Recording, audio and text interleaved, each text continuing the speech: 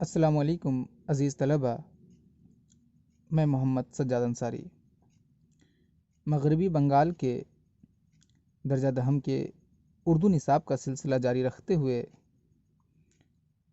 آج ہم اور آپ اختر الایمان کی نظم قبر کا خلاصہ دیکھیں گے۔ آئیے آغاز کرتے ہیں آج کی اس نشست کا۔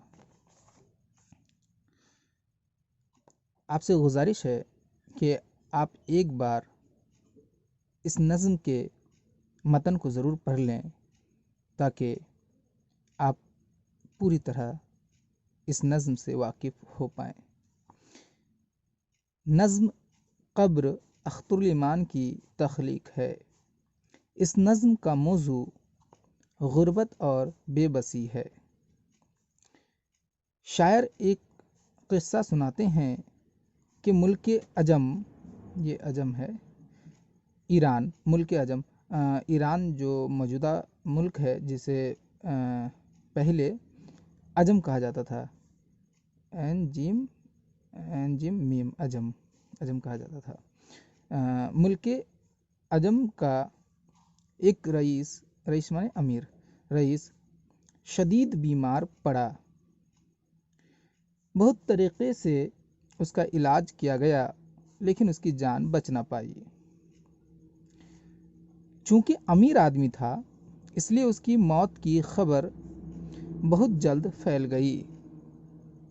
تمام لوگ جمع ہوئے۔ اس کا بیٹا باپ کو یاد کر کے زار و قطار رو رہا تھا اور کہہ رہا تھا کہ آپ ہمیں چھوڑ کر، دیکھیے طلبہ کہ یہاں تک آپ پہلے سمجھ لیں کہ ایران کا قصہ سناتے ہیں شاعر کہ وہاں ایک امیر تھا جو بیمار پڑ جاتا ہے اور پھر ان کی وفات ہو جاتی ہے، اور آپ جانتے ہیں کہ کسی کے وفات ہونے پر جو اس کے عزیز ہوتے ہیں، جو اقارب ہوتے ہیں، جو گھر والے ہوتے ہیں، وہ سینہ پیٹ پیٹ کر روتے ہیں، اور پھر اس کے رونے میں جو ہے اس شخص جو مر چکا ہے اس کی جو خوبیاں ہیں وہ بیان کی جاتی ہے۔ وہی ان کا بیٹا بھی کر رہا ہے، رو رہا ہے اور کہہ رہا ہے کہ آپ ہمیں چھوڑ کر ایسی جگہ چلے گئے ہیں جہاں نہ آپ کا کوئی دوست ہے نہ ہمدرد، وہاں صرف تاریکی اور تنہائی ہے، یعنی کہ قبر کی بات ہو رہی ہے۔ آپ وہاں بالکل اکیلے رہیں گے اور وہاں کچھ کھانا پینا نصیب نہ ہوگا، ایک ایک چیز کے لیے آپ کو ترسنا ہوگا۔ اس امیر کے جنازے میں شہر کا ایک غریب شخص بھی اپنے کم عمر بیٹے کے ساتھ شریک ہوا تھا۔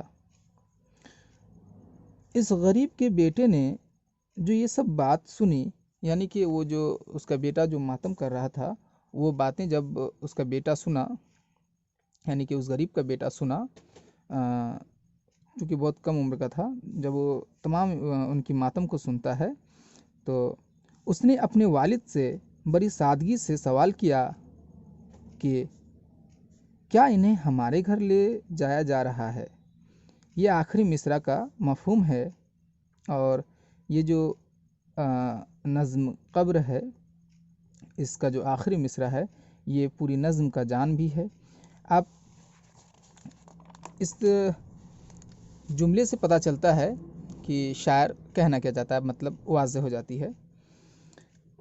اس نظم میں شاعر نے اس تلخ حقیقت کو واضح کیا ہے کہ غریب انسان کی زندگی اجیرن، یعنی کہ ناگوار، جو برداشت نہ ہو، اجیرن ہوتی ہے، اور اس کا گھر بالکل قبر جیسا ہوتا ہے۔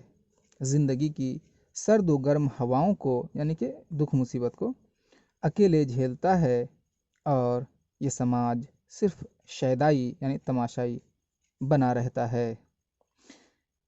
عزیز طلبہ، آج آپ نے اختر الایمان کی نظم قبر کا خلاصہ دیکھا، امید ہے کہ آپ کو پسند آیا ہوگا۔